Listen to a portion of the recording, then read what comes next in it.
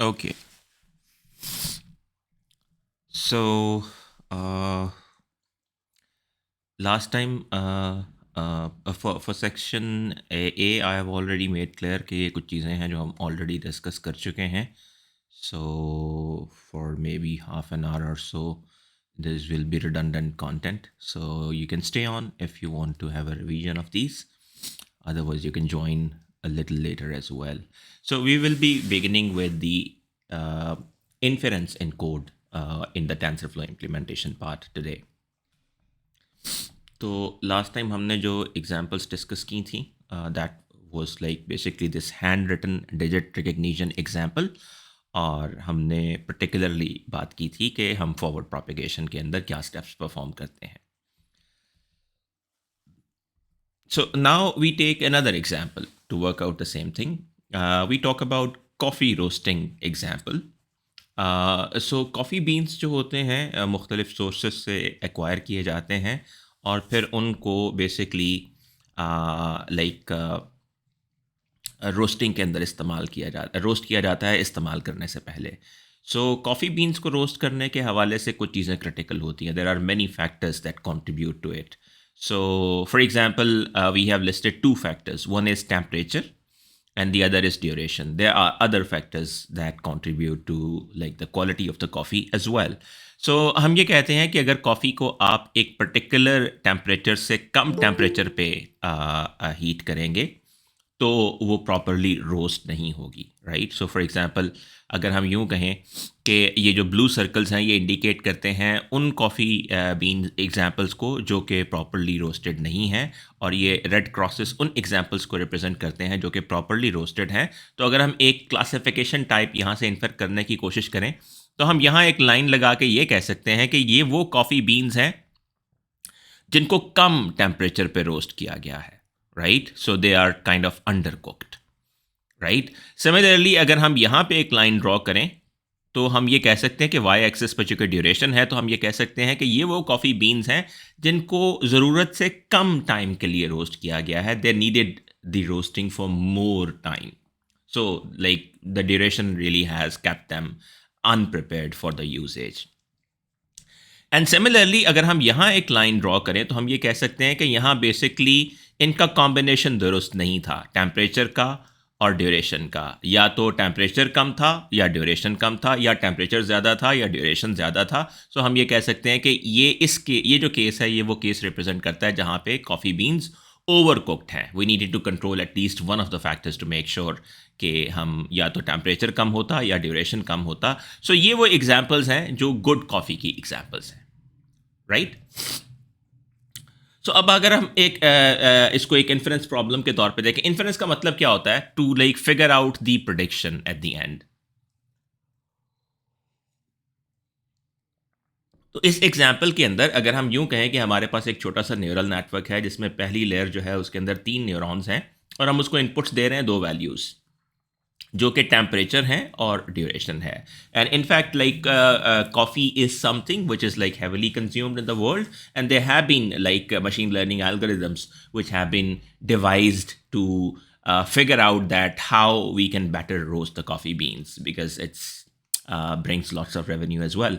So temperature और duration ये दो values हम इसको बतौर input देते हैं और इन दो वैल्यूज़ के ऊपर एक्टिवेशंस अप्लाई करने के बाद नेक्स्ट लेयर के ऊपर जब हमें फाइनल इन्फरेंस मिलती है, फाइनल प्रेडिक्शन मिलती है, so that is a probability value, and based on that probability value that we get as a result of the prediction that we get on this second layer or the output layer या इसे sigmoid layer कह लें, तो हम इसकी basis के ऊपर ये कह सकते हैं कि हमारी प्रोबेबिलिटी जो है वो हमें 1 की तरफ लेके जा रही है या 0 की तरफ लेके जा रही है. So we can say if the probability is 1 that means के टेम्परेचर और ड्यूरेशन की जो सेटिंग्स हमने यहाँ पे इसको प्रोवाइड की हैं, अगर हम इस सेटिंग को इस्तेमाल करें तो हमारी कॉफ़ी प्रॉपरली रोस्टेड होगी, अदरवाइज हमारी कॉफ़ी प्रॉपरली रोस्टेड नहीं होगी. So we use that simple criteria that we have already devised for this matter.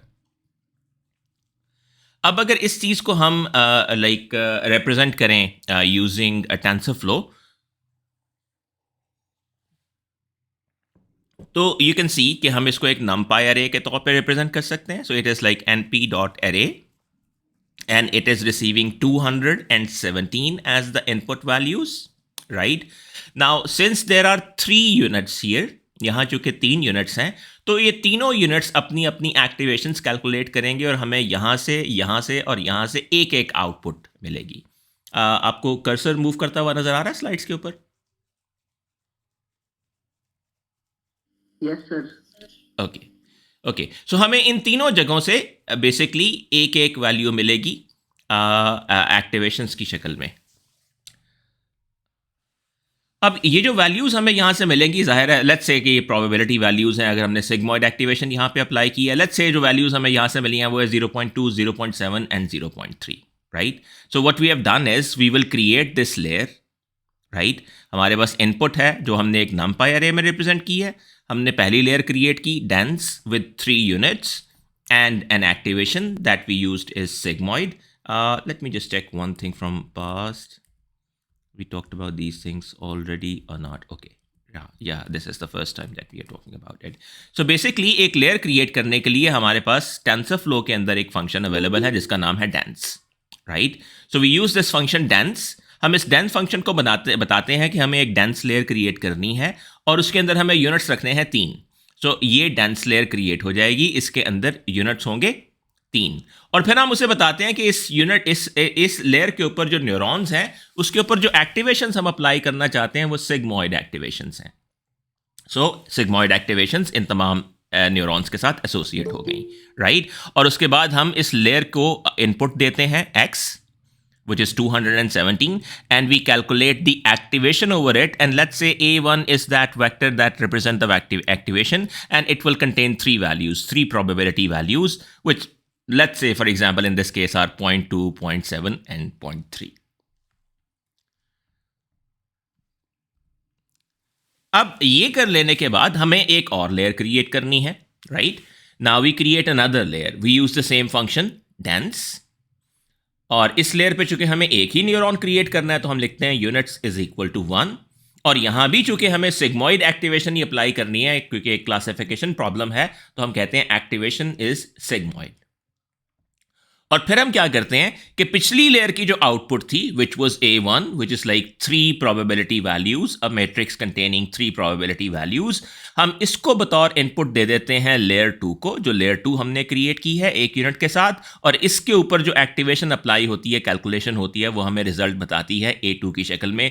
और यह जाहिर है कि चूंकि एक ही न्यूरॉन है तो यहां से एक वैल्यू हमें मिलेगी. लेट्स से जो वैल्यू हमें यहां से मिली वो है 0.8. These are just example values that we are using for demonstration. So यहाँ हम ये बता रहे हैं कि हम एक न्यूरल नेटवर्क कैसे क्रिएट कर रहे हैं और उसको इनपुट डेटा कैसे सप्लाई कर रहे हैं और एक लेयर से दूसरी लेयर को कैसे पास कर रहे हैं और कैसे हमारे पास आउटपुट आ रही है TensorFlow के अंदर. अब ये जो प्रोबेबिलिटी वैल्यू हमें मिली है, इस प्रोबेबिलिटी वैल्यू को हम अपने क्राइटेरिया से गुजारते हैं. हम कहते हैं कि अगर जो एक्टिवेशन हमें सेकंड लेयर पे मिली है, अगर उसकी वैल्यू 0.5 या उससे ज़्यादा है तो हम उसको 1 के तौर पे क्लासिफाई करते हैं या वरना 0 के तौर पे क्लासिफाई करते हैं. फ़र्ज़ करें ये वैल्यू 0.8 है जो कि 0.5 या उससे बड़ी है, तो हम कहते हैं कि हाँ, इस सेटिंग के साथ यानी 200 डिग्री सेल्सियस पे 17 मिनट के लिए अगर आप कॉफ़ी बीन्स को रोस्ट करेंगे तो जो कॉफ़ी की क्वालिटी है that should be of good, right? Quality coffee eight the and. So that is an example which predictively has a label associated as 1 or a red cross.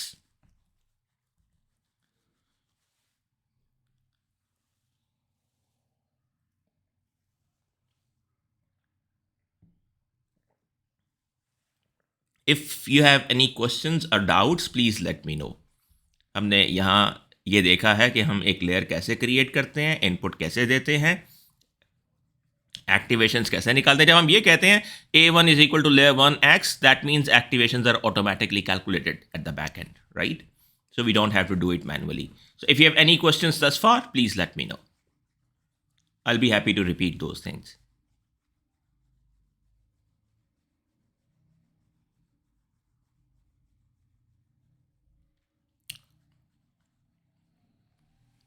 Okay, we move on to the next example then.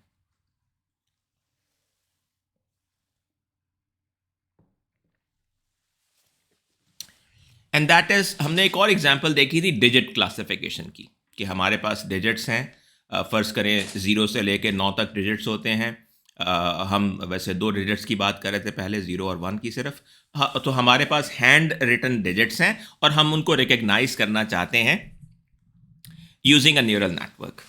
सो अब इस case में क्या होगा, हमारे पास जो digit है, फ़र्ज़ करें हमारे पास वो जो डिजिट है लास्ट टाइम हमने बात की थी कि वो फ़र्ज़ करें 8 बाई 8 डायमेंशंस का है, यानी 8 pixels on X axis and 8 pixel on Y axis.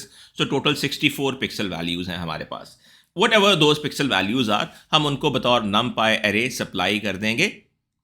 हम इसको पहले एक नमपाई एरे क्रिएट करते हैं जिसके अंदर तमाम की तमाम पिक्सल वैल्यूज़ होंगी हमारे पास। उसके बाद हम क्या करेंगे, हम एक डेंस लेयर क्रिएट करते हैं। यहाँ चूँकि पहली लेयर जो हम क्रिएट कर रहे हैं उसमें 25 यूनिट्स हैं, तो हम एक डेंस लेयर क्रिएट करते हैं। यूनिट्स इज इक्वल टू 25 और एक्टिवेशन हम फ़र्ज़ करें इसके ऊपर सिग्मॉइड अप्लाई करते हैं, क्योंकि हम एक क्लासिफिकेशन प्रॉब्लम के साथ डील कर रहे हैं। और फिर जो इनपुट हमने यहाँ पे ली है x, उसको हम यहाँ से गुजारते हैं x से, राइट। और A1 is equal two layer 1, तो A1 यानी activations of the layer 1 are calculated for us, right. So हमारे पास बेसिकली अब वैल्यूज़ कितनी आएंगी, 25, बिकॉज ये 25 न्यूरॉन्स हैं, तो 25, हर न्यूरॉन एक एक प्रोबेबिलिटी वैल्यू देगा, तो 25 आउटपुट्स आएंगी हमारे पास। एक वेक्टर होगा जिसके अंदर 25 वैल्यूज़ होंगी। अब ये जो 25 वैल्यूज़ हमारे पास आई हैं, इसको हमें नेक्स्ट लेयर से गुजारना है। अब हम एक और लेयर क्रिएट करेंगे, right, which will again be a dense layer. इस केस में यूनिट्स 15 होंगे और एक्टिवेशन हम सिग्मॉइड अप्लाई कर रहे होंगे। हम इसको लेयर 2 कह देते हैं। और लेयर 2 की इनपुट क्या होगी, A1, और उसकी आउटपुट क्या होगी, A2। So this is how we create it. So हम लेयर 2 क्रिएट करते हैं, डेंस। अब डेंस का मतलब बेसिकली क्या होता है, डेंस का बेसिक मतलब ये होता है that everything is connected to everything else. मिसाल के तौर पे अगर हम ये डेंस लेयर क्रिएट कर रहे हैं, तो इसका मतलब ये है कि जो इनपुट्स इसको आ रही हैं वो इनपुट्स तमाम न्यूरॉन्स को मिलेंगी। फर्ज करें एक्स के अंदर 100 वैल्यूज़ हैं, तो वो 100 वैल्यूज़ इस न्यूरॉन को भी मिलेंगी, इसको भी, और तमाम 25 न्यूरॉन्स को वो 100 वैल्यूज़ मिलेंगी, right. So this is what dense means, that everything is connected to everything else directly. So अब ये जो इनपुट्स A1 है, ये इनपुट्स जो यहाँ से चलेंगी, ये इनपुट्स के अंदर चूंकि 25 वैल्यूज़ होंगी, ये 25 वैल्यूज़ इन तमाम 15 न्यूरॉन्स को मिलेंगी, राइट। और हम जो एक्टिवेशंस कंप्यूट करते हैं यहाँ पे, वो फ़र्ज़ करें A2 हैं। हमने A2 वेक्टर ले लिया। A2 के अंदर कितनी वैल्यूज़ होंगी, 15, बिकॉज ये 15 न्यूरॉन्स हैं, so you will get 15 values here, right. And finally ये जो 15 वैल्यूज़ आपको यहाँ से बतौर आउटपुट मिली हैं, वो आप आखिरी लेयर को सप्लाई करेंगे जिसके अंदर एक ही यूनिट है। तो आप लेयर 3 क्रिएट करेंगे, that will also be dense again. इसके अंदर यूनिट्स एक ही होंगे और एक्टिवेशन सिग्मॉइड होगी, और इनपुट क्या होगी इसकी, A2, और आउटपुट क्या होगी, A3। और A3 के अंदर कितनी वैल्यूज़ होंगी, सिर्फ एक, because it is 1 unit, so you will be getting 1 probability value at the end of it. So for example, if we are saying that we are only interested in recognizing whether the input digit is 0 or 1, so आप एक unit की मदद से ये classification, binary classification कर पाएंगे। अब फर्ज करें आपको यहाँ पे भी जो प्रोबेबिलिटी वैल्यू मिली है, आपने उसकी बेसिस के ऊपर डिसाइड करना है कि जो इनपुट डिजिट था वो 0 था या 1 था। तो अगर प्रोबेबिलिटी वैल्यू 0.5 से के बराबर या ज़्यादा है, तो आप कहेंगे कि प्रेडिक्टेड डिजिट 1 है। अदरवाइज आप कहेंगे कि हमारी प्रेडिक्शन है कि ये जो डिजिट आपने बतौर इमेज इनपुट दिया था वो असल में 0 है। Any questions thus far again? Since I'm viewing the other slide, so आप मुझे you can speak out if you have any questions.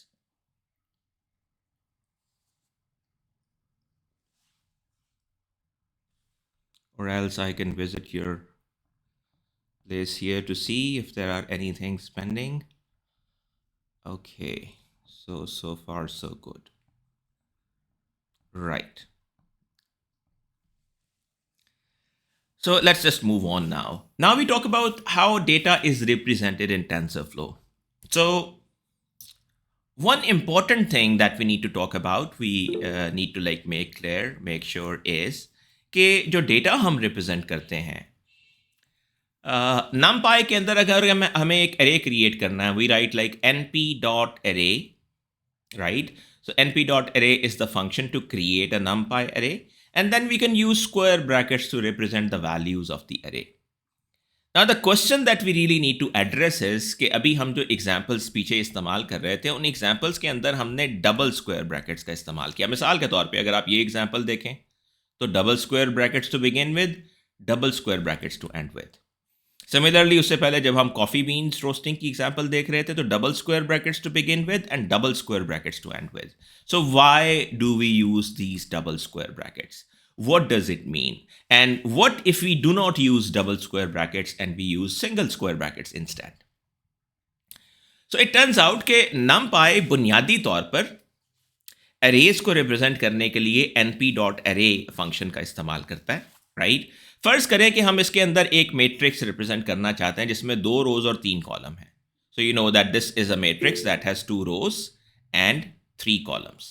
Right इसको अगर हम रिप्रेजेंट करेंगे तो हम यूं करेंगे, पहली रो को स्क्वायर ब्रैकेट्स में पैकेज कर देंगे, फिर कॉमा, फिर दूसरी रो को भी स्क्वायर ब्रैकेट्स में पैकेज कर देंगे और फिर हम उसके बाद एज अ होल शुरू और आखिर में स्क्वायर ब्रैकेट्स डालेंगे. So that means we will need these double square brackets in this case to make sure that it is a 2-dimensional array. So this is how it will turn out to be at the end of the day. On the other hand फर्ज करें हमारे पास ये array है जिसके अंदर 4 रोज और 2 columns हैं. So this is a 4x2 matrix. अगर हम इसको नंपाई के अंदर रिप्रेजेंट करना चाहें तो पहली रो स्क्वायर ब्रैकेट्स के अंदर, कॉमा, दूसरी रो स्क्वायर ब्रैकेट्स के अंदर, तीसरी रो स्क्वायर ब्रैकेट्स के अंदर, चौथी रो स्क्वायर ब्रैकेट्स के अंदर और फिर जाहिर है हम शुरू में और आखिर में स्क्वायर ब्रैकेट्स डालेंगे, stating that this is actually all one unit of data, one matrix that we are talking about. So this is a 4x2 matrix represented using the NumPy array dimensionality, right? So by default, like हम ये expect करते हैं कि जो matrix होते हैं उनकी 2 dimensions होती हैं. Like irrespective of like what we normally use or not use, आप ये जानते हैं कि जब हम arrays इस्तेमाल करते हैं किसी लैंग्वेज लाइक C++ के अंदर तो जो arrays होते हैं उसके अंदर हमारे पास dimensions के हवाले से लिमिट नहीं होती. हम मल्टीपल dimensions की बात कर सकते हैं, single dimensions, 2 dimensions, 3 dimensions, so on so forth. So generally हम 2-dimensional arrays बहुत ज़्यादा इस्तेमाल कर रहे होते हैं क्योंकि हमारे बहुत सारे सिनेरियोज उससे एडिक्वेटली रिप्रेजेंट हो जाते हैं. अच्छा, अब यहां तक हमें यह बात समझ आती है कि डबल स्क्वायर ब्रैकेट्स यहां पे क्या रिप्रेजेंट कर रहे हैं. अब हम बात करते हैं, फर्ज करें कि हम किसी रो वेक्टर या कॉलम वेक्टर को रिप्रेजेंट करना चाहते हैं जिनकी शेप 1x2 या 2x1 है. 1x2 का मतलब यह है कि 1 रो 2 कॉलम और 2x1 का मतलब है 2 rows 1 column. So we are talking about essentially an array which is 1-dimensional. यानी अगर एक एरे में सिर्फ 2 नंबर हैं और वो एक रो के अंदर है तो वो 1-dimensional कहलाएगा. इसी तरीके से अगर 2 ही नंबर है और कॉलम के अंदर है तो हम उसे एक्सपेक्ट करेंगे कि ये 1-dimensional array है. सो अगर हम इन 1-dimensional arrays को रिप्रेजेंट करें so what would it mean? So basically first करें हमने लिखा x is equal to np.array और यहाँ पे हमने लिखा 200 और 17 और यहाँ पे अगेन हमने डबल स्क्वायर ब्रैकेट्स का इस्तेमाल किया. क्या हम सिंगल स्क्वायर ब्रैकेट से इसको रिप्रेजेंट कर सकते थे? बिल्कुल कर सकते थे. हम यहाँ डबल स्क्वायर ब्रैकेट की बजाय सिंगल स्क्वायर ब्रैकेट का इस्तेमाल कर सकते थे क्योंकि हमारे पास मल्टीपल डायमेंशंस नहीं है. तो अगर हमारे पास एक ही डायमेंशन है तो हम सिंगल स्क्वायर ब्रैकेट का इस्तेमाल कर सकते हैं और वो एरे को रिप्रेजेंट करने के लिए काफ़ी है नमपाई के अंदर. इसी तरीके से लेकिन अगर आप इस सिचुएशन को देखें, यहाँ फर्ज करें कि हम रिप्रेजेंट करना चाहते हैं कॉलम वाइज इसको, तो कॉलम वाइज रिप्रेजेंट करने के लिए आप इसको एक रो में बंद कर रहे हैं और इसको एक अलग रो में बंद कर रहे हैं क्योंकि बाय डिफॉल्ट आपके पास कंप्यूटर की रिप्रेजेंटेशन के अंदर पेपर की रिप्रेजेंटेशन की खासियत नहीं होती. Right, on a piece of paper you can write a list as a linear list, row wise or column wise, and you can take it as a 1-dimensional matrix, but it is not the same in like computers. So यहाँ पे अगर आप इसको represent करना चाहते हैं, right, so paper पे आप ऐसे भी लिख सकते हैं, ऐसे भी लिख सकते हैं, and they are both 1-dimensional elements. But in this case, you see, you have to enclose it in square brackets again to make sure that it is a column matrix. Right, so that's why in order to make sure कि अगर हम 1-dimensional array को row vector के तौर पे या column vector के तौर पर रिप्रेजेंट करना चाहते हैं तो मुनासिब तरीका ये है कि हम उसको डबल स्क्वायर ब्रैकेट्स के अंदर एनक्लोज करें. डबल स्क्वायर ब्रैकेट्स के अंदर एनक्लोज करने का बुनियादी एडवांटेज ये होता है कि एरे को 1-dimensional की बजाय 2-dimensional समझा जाता है. राइट, और एक लिमिट जो हमें वन डायमेंशनल अरे में मिलेगी। मिसाल के तौर पे जैसे हमने ये कहा कि हम इस अरे को सिंगल डायमेंशंस में रिप्रेजेंट कर सकते हैं सिंगल स्क्वायर ब्रैकेट्स के साथ, लाइक दिस। अब अगर हम इसको सिंगल डायमेंशन में रिप्रेजेंट करेंगे तो इसकी डायमेंशंस क्या होंगी? इसकी एक ही डायमेंशन होगी और उसकी वैल्यू क्या होगी? 2। It has 2 numbers and it will be saying that I have no problem whether you take it as a row vector or a column vector. It has just two values in it, so we call it 2 comma nothing. अगर आप इसकी shape देखेंगे it will be 1 comma 2. इसकी shape देखेंगे it will be 2 comma 1. अगर आप इसकी shape देखेंगे it will tell you 2 comma nothing. So it will be keeping it ambiguous कि आप इसकी सेकेंड डायमेंशन को कैसे लेना चाहते हैं, क्योंकि बुनियादी तौर पे ये 2 डायमेंशनल है ही नहीं। So in order to make sure that everything adheres to the same representational principle, we prefer to use these double square brackets to explicitly narrate something as 2-dimensional instead of in 1 dimension. So that's what we actually have done here. So अब यहाँ एक और चीज़ जो यहाँ हमें cater करनी पड़ती है वो ये है कि मिसाल के तौर पे जब आप यहाँ पे इसको यूँ रिप्रेजेंट करते हैं और जब आप इसको इनपुट के तौर पे यहाँ पे लेके जाते हैं तो अगला सवाल ये है कि हमें आउटपुट क्या मिलती है। मिसाल के तौर पे यहाँ हमने ये 2 वैल्यूज़ दी x के अंदर, राइट, और इसके ऊपर एक्टिवेशंस कंप्यूट की। ये जो A1 है ये चूँकि टेंसर फ्लो की रिप्रेजेंटेशन है डेंस लेयर और फिर लेयर 1 के ऊपर जो एक्टिवेशंस अप्लाई हो रही हैं x के ऊपर, तो ये जो एक्टिवेशंस कंप्यूट करके आउटपुट देगा, this is done by tensor flow. Tensor flow की आउटपुट एक अलग फॉर्मेट में होती है, एक अलग डेटा टाइप में होती है, और टेंसर फ्लो उस रिप्रेजेंटेशन को टेंसर कहता है। अगरचे मैथमेटिकली टेंसर्स और मेट्रिसेस को काफ़ी सिमिलर समझा जाता है, but generally we say that tensors are a more general form of matrices. Without going into any subtleties and details, we just say that tensors are a more general representation of matrices. अब simply saying tensor flow जो output हमें देता है, जो कि आपको मिसाल के तौर पे ये नज़र आ रही है, which will be a set of activations coming out of layer 1, which will be 3 values. It will be giving you a 2-dimensional array like this. और इसकी टाइप ये array नहीं बल्कि टेंसर बता रहा होगा. So this is a 1x3 matrix which has 1 row 3 columns in it, right? और अगर आप इसको प्रिंट करेंगे A1 को, इसकी टाइप को, तो आपको पता चलेगा कि ये tf.tensor है। टेंसर फ्लो के अंदर ये एक टेंसर टाइप का एलिमेंट है।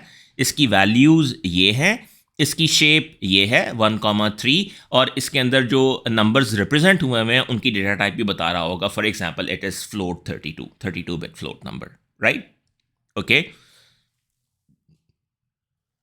अब हम ये कर सकते हैं कि ये चूंकि टेंसर टाइप है, अगर हम इसको numpy में कन्वर्ट बैक करना चाहें तो हम सिंपली ये लिख सकते हैं a1.numpy, so that numpy function called on a tensor would simply convert it back to a numpy array like this. और अगर आप इसको प्रिंट करेंगे तो ये कहेगा कि ये एक array है, इसके अंदर फॉर एग्जांपल यही वैल्यूज़ हैं 0.2, 0.7, ये वैल्यूज़ गलत लिखी हुई यहाँ पे 0.2, 0.7 एंड 0.3, और इसकी डेटा टाइप है फ्लोट 32, राइट? सो बुनियादी तौर पे जो आउटपुट हमें टेंसर फ्लो से मिलती है वो numpy, अब देखिए उसने बतौर इनपुट numpy अरे ले लिया, लेकिन जो आउटपुट दी है वो numpy अरे नहीं बल्कि एक टेंसर आउटपुट दी है।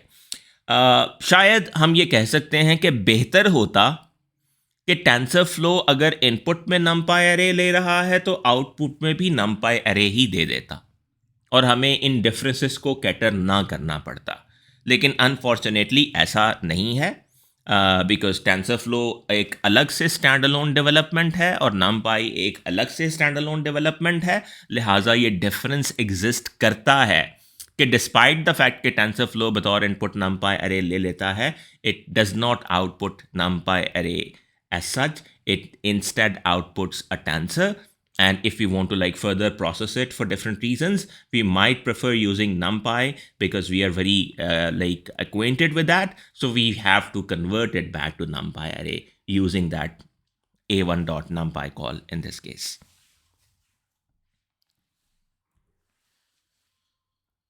And similarly, अगर आप second layer की activations की बात करें, यहाँ से एक ही नंबर आ रहा है, लेकिन that will also be a two-dimensional element like 1 cross 1 only, right? And if you print it, you will get 0.8, shape 1, 1, and if you convert it back to NumPy, you will get like this kind of representation at the same time.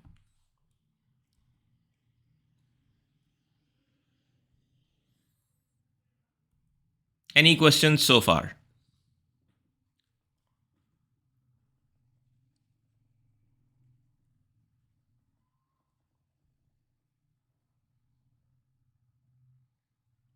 Okay, now we just go on to like bringing some organization to our code, and we just revisit everything.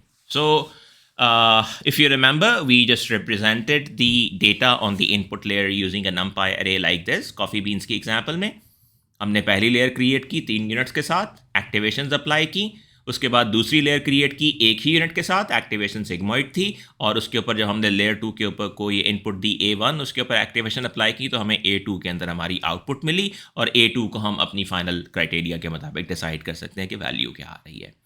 अब ये जो representation है हम इसको ज़रा ज़्यादा compact बना सकते हैं. कैसे?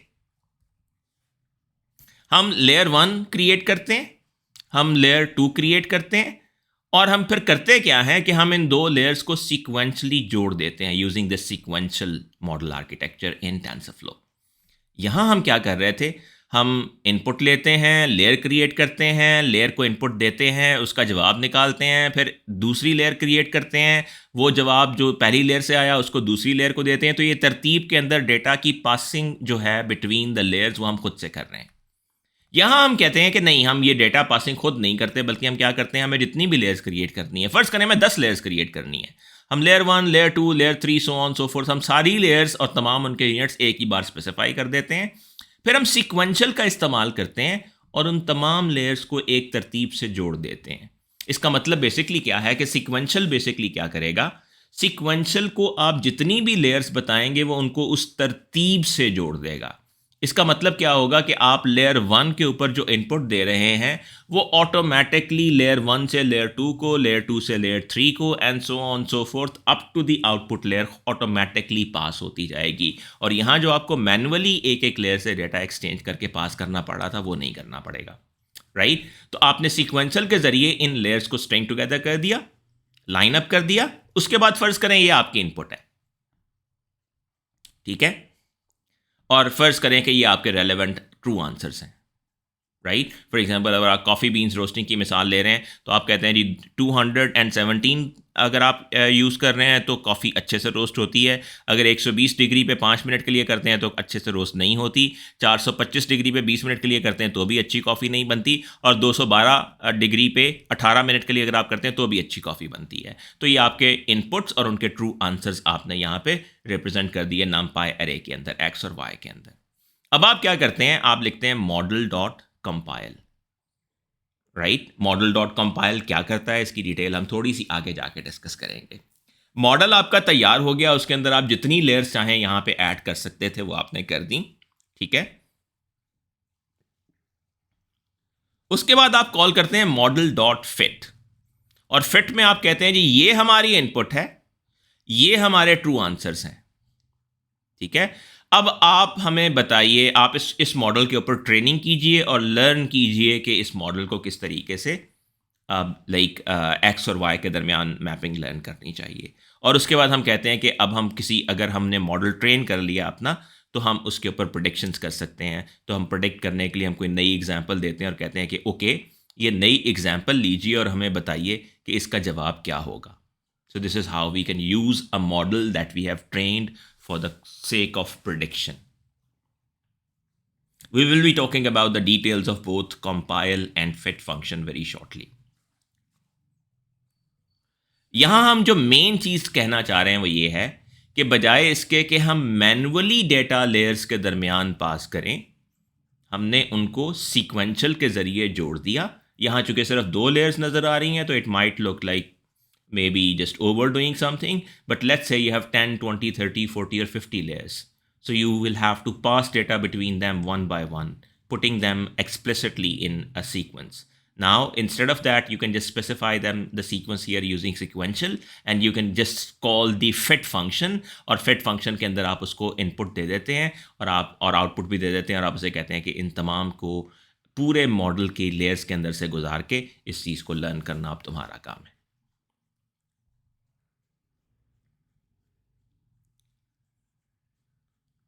So now we talk about the other example जिसमें आज हम डिजिट क्लासिफिकेशन मॉडल की बात कर रहे थे. डिजिट क्लासिफिकेशन के केस में हम क्या करेंगे, हम फर्ज करें हम 3 लेयर्स बना रहे हैं. लेयर 1 25 यूनिट्स के साथ, 2 15 के साथ, लेयर 3 1 के साथ.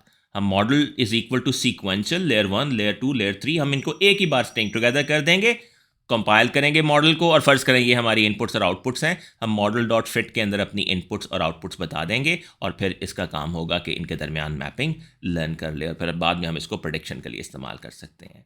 अब यहाँ मेनली फ़िलहाल जो मेन पॉइंट हमारा है वो ये है कि बजाय इसके कि हम manually layer to layer data pass कर रहे हों, हम सीक्वेंशियल के ज़रिए लेयर्स को जोड़ देते हैं और एक ही बार डेटा देते हैं इनपुट पे और आउटपुट पे उसको रिसीव कर लेते हैं. और इसके अंदर हम 2 फंक्शंस इस्तेमाल कर रहे हैं, एक मॉडल डॉट कंपाइल और एक मॉडल डॉट फिट. और हम इन दोनों फंक्शंस की डिटेल को ज़रा मज़ीद एक्सप्लोर करेंगे आगे चल के कि कंपाइल एक्चुअली क्या करता है और फिट असल में क्या करता है.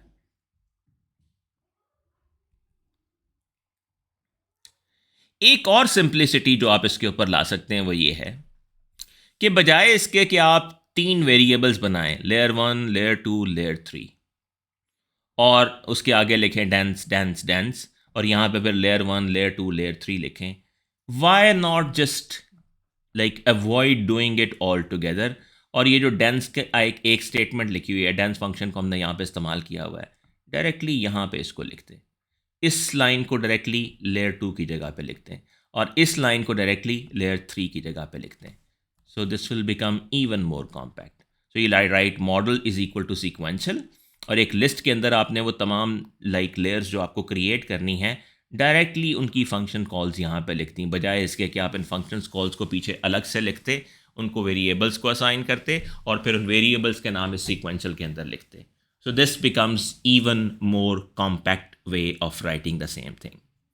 And then once you have done it, you use model.compile and model.fit.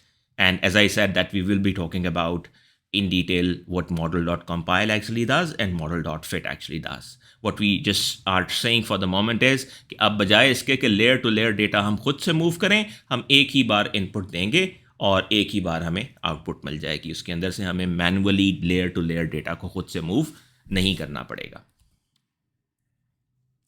So now we talk about that process that we follow by discussing forward propagation in a single layer.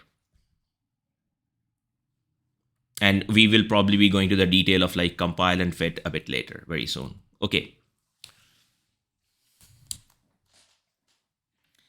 अब एक layer के ऊपर अगर हम forward propagation apply करते हैं, forward propagation का मतलब क्या है कि इनपुट लेयर से शुरू करना और लेयर टू लेयर मूव करते हुए आउटपुट लेयर पे जाके अपनी फाइनल आउटपुट्स कैलकुलेट कर लेना. That's called forward propagation, right. और ज़ाहिर उसके बाद बैकवर्ड प्रोपेगेशन होती है. तो फॉरवर्ड प्रोपेगेशन को अगर हम एक सिंगल लेयर के अंदर देखें तो बेसिकली वो कैसे नज़र आएगी हमें. सो फर्स्ट करें कि हमारे पास ये वही कॉफ़ी रोस्टिंग मॉडल है जिसके अंदर पहली लेयर के ऊपर 3 न्यूरॉन्स हैं, ठीक है, और दूसरी लेयर में 1 न्यूरॉन है और हमारे पास जो इनपुट वेक्टर है उसके अंदर बुनियादी तौर पे हमारे पास 2 वैल्यूज़ हैं. हर एक एग्जांपल में हमारे पास टेम्परेचर की वैल्यू है और ड्यूरेशन की वैल्यू है, राइट. अब अगर हम पहली लेयर के अंदर पहले न्यूरॉन के ऊपर एक्टिवेशंस कैलकुलेट करना चाहते हैं तो क्या होंगी. सबसे पहले तो हमें ये देखना है कि ये जो न्यूरॉन है ये क्या कैलकुलेट कर रहा होगा. सो ये x इनपुट रिसीव कर रहा है. x के अंदर कितनी वैल्यूज हैं? 2. फर्ज करें 200 और 17. तो x के अंदर 2 वैल्यूज हैं तो ये 2 वैल्यूज इसको मिल रही हैं. अब अगर इसको 2 वैल्यूज मिल रही हैं तो w's कितने होंगे? 2. बिकॉज इनपुट्स 2 हैं तो वेट्स भी 2 ही चाहिए. बिकॉज पहला वेट 200 से मल्टीप्लाई होगा और दूसरा वेट 17 से मल्टीप्लाई होगा. तो वेट वेक्टर के अंदर भी 2 वैल्यूज होंगी और b की वैल्यूज कितनी होंगी? 1. हमें 1 बायस की वैल्यू चाहिए, राइट. सो सिमिलरली अगर आप दूसरे यूनिट पे आए तो यहां भी x की 2 वैल्यूज आ रही हैं, x1 x2. इसी तरीके से w की भी 2 वैल्यूज चाहिए आपको, राइट. यहां वेट और बायस की वैल्यूज इंडिपेंडेंटली चूज होंगी, यहां वेट और बायस की वैल्यूज इंडिपेंडेंटली चूज होंगी. और सिमिलरली यही काम तीसरे न्यूरॉन पर भी होगा. यहां वेट्स और बायस की वैल्यू यहाँ भी 2 वेट्स और 1 बायस, ये वैल्यूज इंडिपेंडेंटली चूज होंगी, राइट? अगर हम इसको रिप्रेजेंट करना चाहें तो हम यूं लिख सकते हैं कि W11 दैट मीन्स के W वेट 1 जो हम रिप्रेजेंट कर रहे हैं लेयर 1 के ऊपर और पहले यूनिट के लिए. सो this is like first one is for layer 1 and second one is for the subscript unit 1. So that is like numpy array containing 2 values, 2 weight values. और ज़ाहिर है हमें B11 एक बायस की वैल्यू भी चाहिए, राइट? अब इसके ऊपर जब हम एक्टिवेशन कैलकुलेट करेंगे तो वो क्या होगी, Z11 let's say that will be NP dot dot W11 and X. So x के अंदर भी 2 वैल्यूज हैं, W11 के अंदर भी 2 वैल्यूज हैं, इनकी डॉट प्रोडक्ट और फाइनली उसमें b की वैल्यू ऐड हो जाएगी which is coming from here, right? और फिर आप क्या करेंगे, Z11 की जो वैल्यू आएगी उसके ऊपर आप सिग्मॉइड एक्टिवेशन अप्लाई कर देंगे और आपके पास A11 आ जाएगी which will be this A11. Similarly A12 आप यहां से कंप्यूट करेंगे, सिमिलरली A13 आप यहां से कंप्यूट करेंगे, राइट? और जब आप ये 3 एक्टिवेशंस कंप्यूट कर चुके होंगे तो उसके बाद ये 3 आउटपुट्स होंगी आपके पास, A11, A12 और A13. तो ये जो A1 की एक्टिवेशंस हैं इनको आप एक नमपाई अरे में डाल के for example A11, A12, A13 तो आप इसको बतौर इनपुट दे देंगे नेक्स्ट लेयर को. नेक्स्ट लेयर पे एक ही न्यूरॉन है, right? So now in this case this neuron will be receiving 3 inputs. अब यहां पे हमें कितने वेट्स चाहिए, 3. यहां पे जो 2 वेट्स लिखे हुए असल में 2 नहीं, हमें 3 वेट्स चाहिए यहां पे, right? It's not like 2 weights are not going to work because we have 3 values, so we will need 3 weights, right? So W21 will be representing 3 weights here. Bias की एक ही वैल्यू चाहिए और उसके बाद हम Z21 कैलकुलेट कर लेंगे NP dot dot W21 and A1. A1 में भी 3 वैल्यूज हैं, W21 में भी 3 वैल्यूज चाहिए. सो उसके बाद अब इस पर बायस की टर्म ऐड कर देंगे और जो टर्म आपने ये कैलकुलेट की है A21 it will be again this is a mistype, it is like A21 Z21 sorry. So Z21 के ऊपर आप सिग्मॉइड एक्टिवेशन अप्लाई करेंगे तो आपको A21 which will be single final probability value that you will get out of it. और आपके criteria के मुताबिक आप उसको 0 या 1 के अंदर मैप कर लेंगे. Please let me know if you have got this idea that we have presented it. We have talked about these things already as well, right? But if you have any doubts, any questions, please let me know.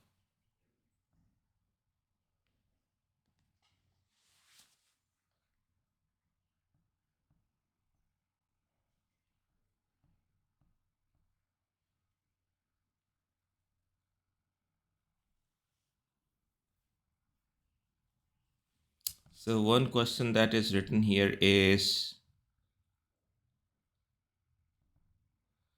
why a neural network called math function?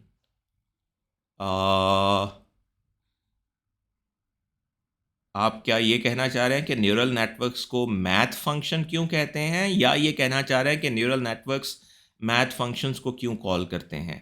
इस सवाल को ज़रा वाज़े कर दीजिए.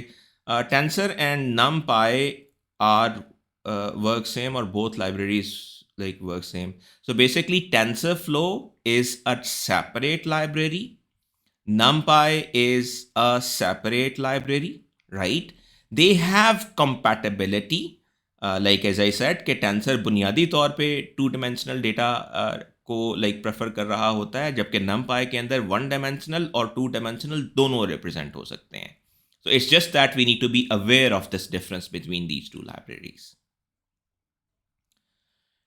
Work on matrices, yes. Why we use tensor for matrices? NumPy also work on. So basically, see, if we need to use TensorFlow for the sake of deep learning, NumPy बुनियादी तौर पे deep learning library नहीं है.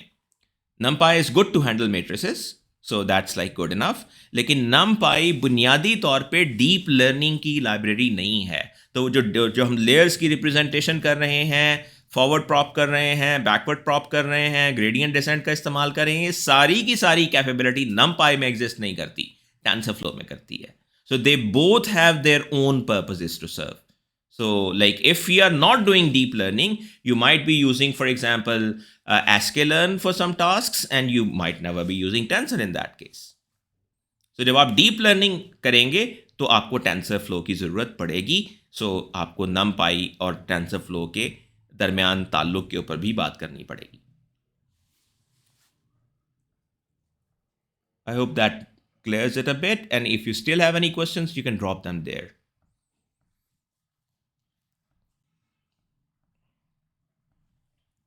Okay, so the next thing is general implementation of forward propagation. अब हम इसको थोड़ा generalise कर लेते हैं। हमने सिर्फ एक लेयर के ऊपर ये बात की थी, अगर हम इसको एक जनरलाइज वे में लिखना चाहें तो हम कैसे लिख सकते हैं।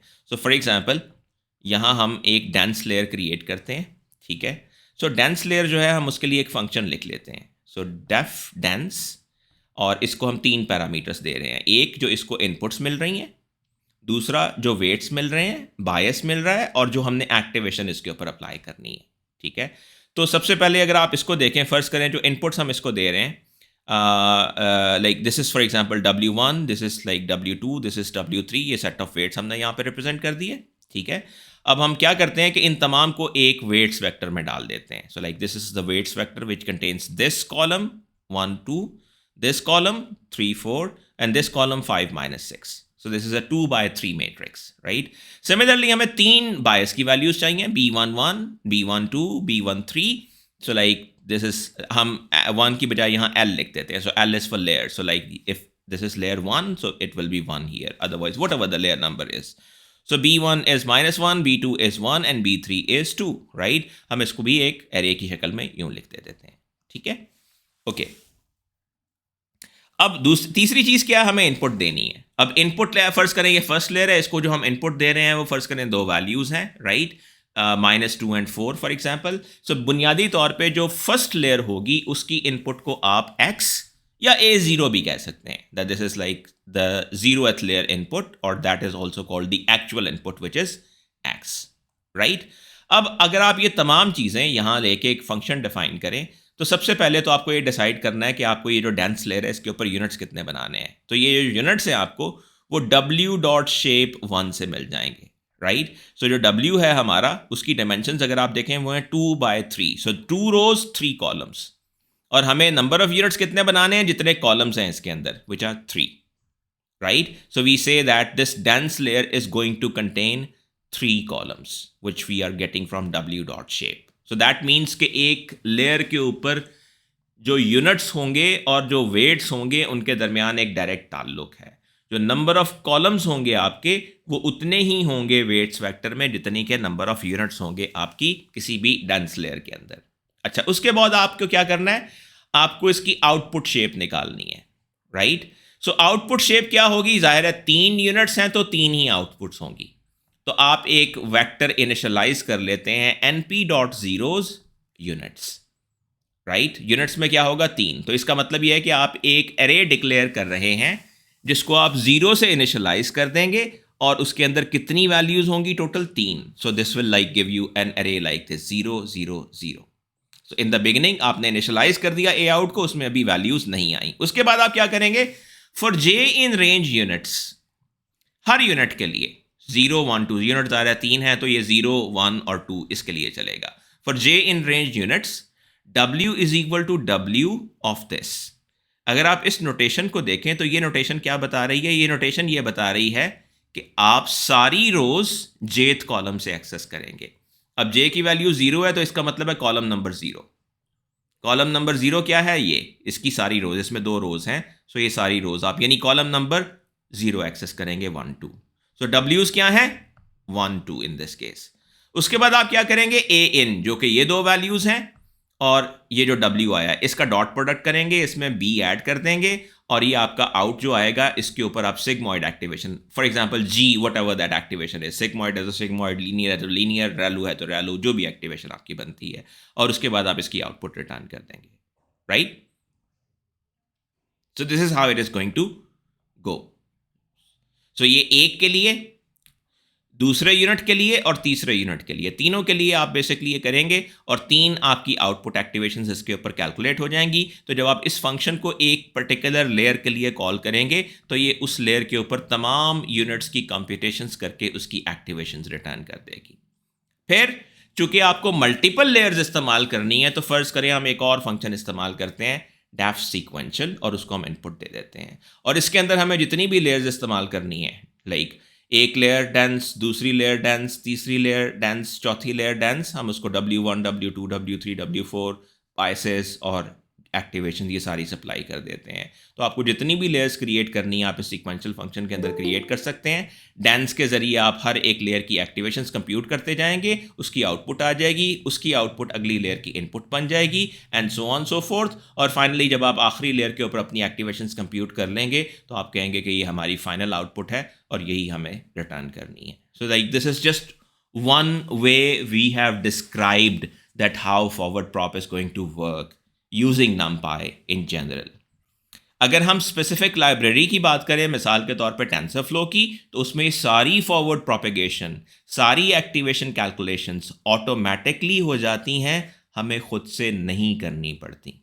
But this is just to demonstrate कि असल में बैकएंड पे ये सारा काम कैसे हो रहा होता है, so that you know it better, and just in case if you have to like do anything like that, you know what is happening at the back end. लेकिन टेंसरफ्लो ये सारे के सारे काम आपके लिए ऑटोमेटिकली करने की सलाहियत रखता है।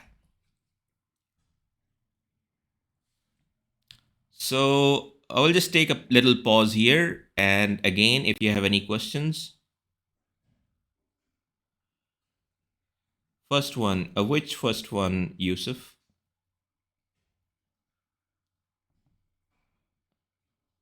Okay. Okay. Okay, good. Right. Right. Okay, first function ko.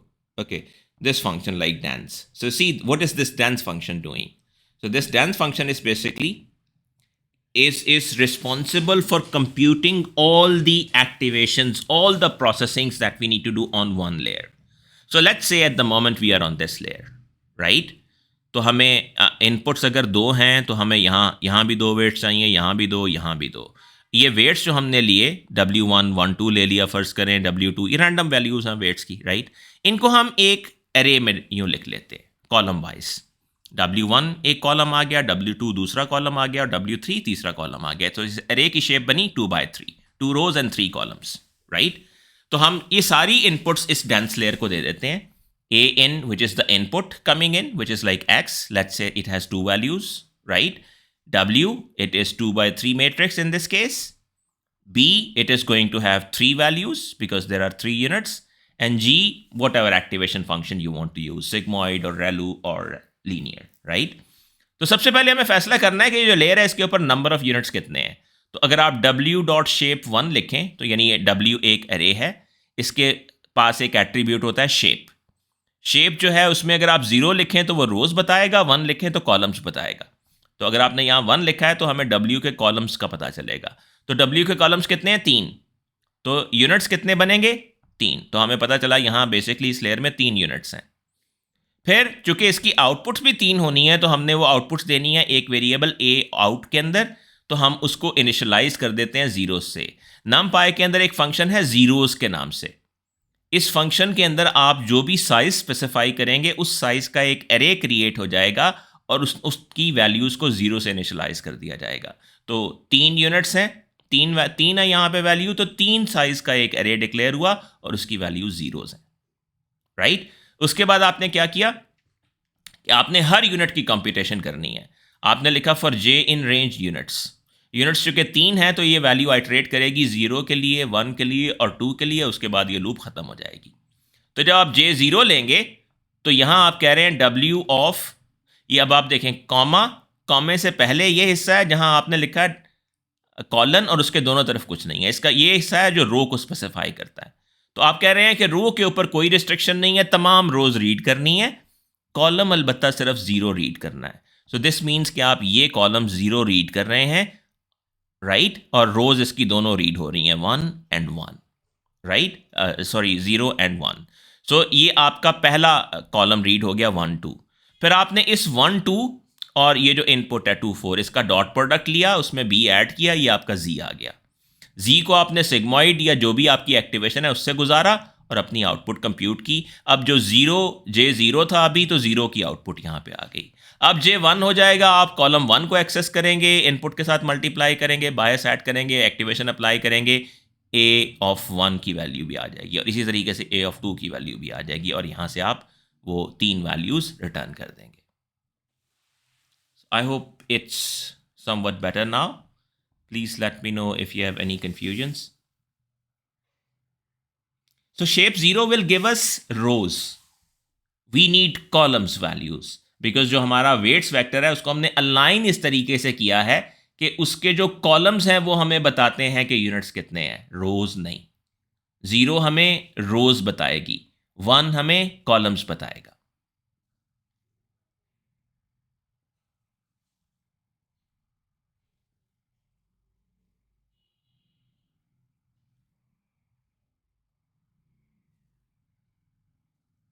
Is that clear? Or if you have any more questions?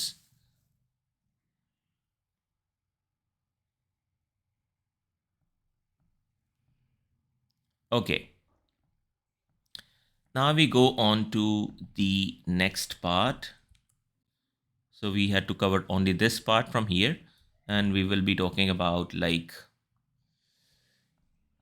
this next part now. So we just continue with the TensorFlow implementations. We just want to unravel the details. So now we just kind of give the complete code for a particular task. So ये चीज़ हमने पहले अभी लिखी कि हमने model कैसे create करना है, उसको सीक्वेंशियल के ज़रिए स्ट्रिंग कर देंगे। फर्स्ट करें हमने 3 लेयर्स क्रिएट की उसी हैंड डिजिट रिकग्निशन प्रॉब्लम के लिए। तो हमने 3 डेंस लेयर्स क्रिएट की 25, 15 और 1 यूनिट के साथ, एक्टिवेशन सिग्मॉइड रखी। ये एक चीज़ है जो हम यहाँ पे कर रहे हैं, ठीक है। उसके बाद हम बेसिकली क्या करते हैं कि जो हमें लाइब्रेरीज़ इंपोर्ट करनी है जो हमने पहले नहीं लिखी, अब वो लाइब्रेरीज़ भी हम यहाँ पे लिख रहे हैं। ये सारा काम करने के लिए हमें TensorFlow की ज़रूरत है, तो हम import TensorFlow as TF. TF is a normal mnemonic that we use for it. You can use any other mnemonic as well, or you may leave out a mnemonic entirely as well. So हम TensorFlow को import करते हैं। उसके बाद हम लिखते हैं, हमें सीक्वेंशियल को इंपोर्ट करना होता है, क्योंकि हम इन लेयर्स को मैनुअली बनाने की बजाय अब सीक्वेंशियल के ज़रिए स्ट्रिंग टुगेदर करते हैं। तो हम लिखते हैं from TensorFlow.keras import sequential। TensorFlow के अंदर एक और मॉड्यूल है जिसको हम कीरास कहते हैं, और उसके बाद चूँकि हम लेयर्स जो इस्तेमाल कर रहे हैं वो डेंस हैं, तो वो लिखते हैं फ्रॉम TensorFlow.keras.layers import dense।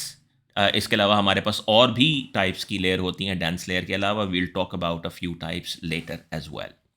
सो ये सारी नेसेसरी चीज़ें इंपोर्ट करने के बाद हमने लिखा model is equal to sequential. उसके अंदर 3 डेंस लेयर्स क्रिएट की 25, 15 और 1 यूनिट के साथ, और उनके ऊपर एक्टिवेशन फंक्शंस हमने सिग्मॉइड कन्फिगर किए। अब अगले जो 2 काम थे जो जिनको अभी हमें फर्दर एक्सप्लेन करना है, वो हैं कि हम मॉडल को कंपाइल करते हैं और फिर मॉडल के ऊपर फिट फंक्शन कॉल करते हैं। तो कंपाइल बेसिकली क्या करता है?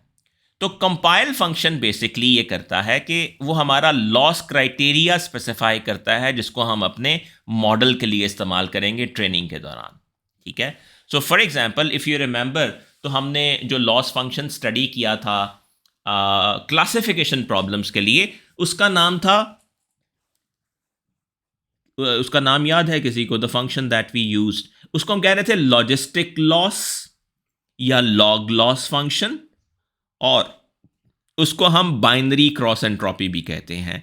टेंसरफ्लो के अंदर जो लॉजिस्टिक लॉस या लॉग लॉस फंक्शन है, उसका नाम बाइनरी क्रॉस एंट्रोपी रखा गया है, राइट। सो हम यहां लिखते हैं मॉडल डॉट कंपाइल, और उसके अंदर एक पैरामीटर स्पेसिफाई करते हैं लॉस। हम उसे बताते हैं कि तुमने ये जो मॉडल कंपाइल करना है, इसके अंदर तुम्हारा लॉस क्राइटेरिया क्या होगा, तुम किस बेसिस के ऊपर डिसाइड कर रहे होगे कि तुम्हारी लर्निंग इस वक्त किस तरीके से हो रही है। तो हमने बताया कि हमारा लॉस क्राइटेरिया होगा binary cross entropy in this case.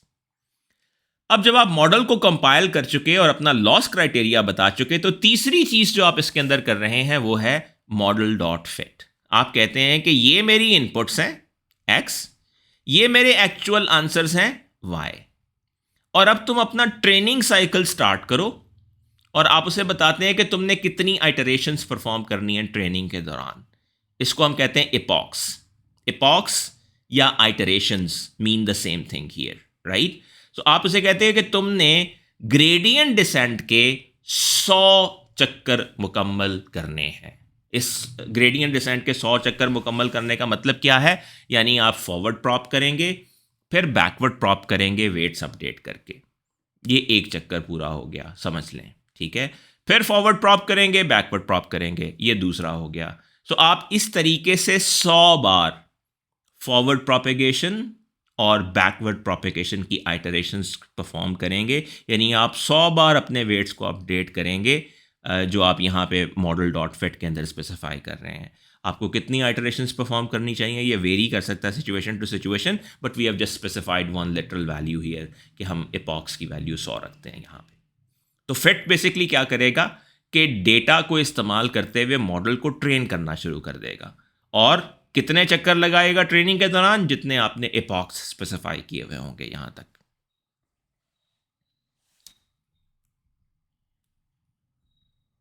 So we'll be going into the details, but just let me know if you have any question.